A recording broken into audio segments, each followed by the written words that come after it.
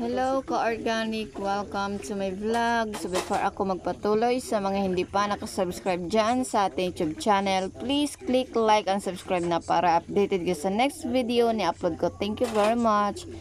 So nandito ako ngayon sa ating germination area kung saan dito ako nagpapatubo ng mga seeds natin na assorted vegetables para itanim natin sa ating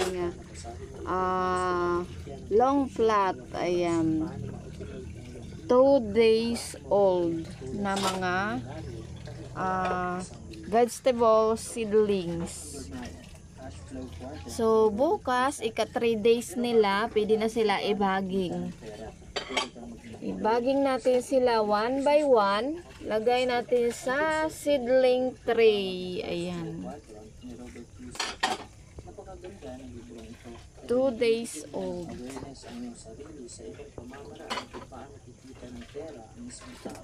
Ang ginamit ko dito is ano lang, yung coco coir dust. Ayan, so kung mapapansin ninyo, tubo siya lahat.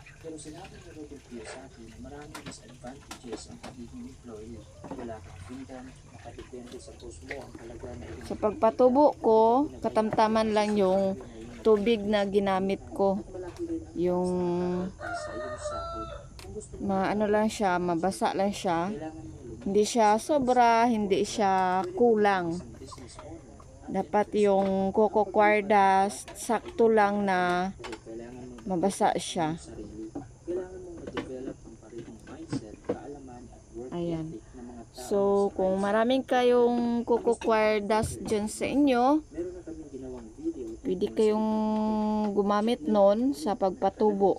Ayan, patubo ng mga vegetable seeds. Ang advantage kasi nito, hindi madamage yung roots niya. At saka ito, mag-germinate sila lahat.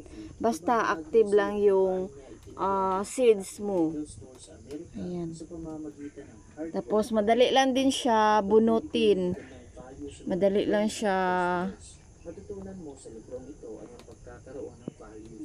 siya bunutin pag ganito. Ayan. So ayan, oh, meron na nag leaves.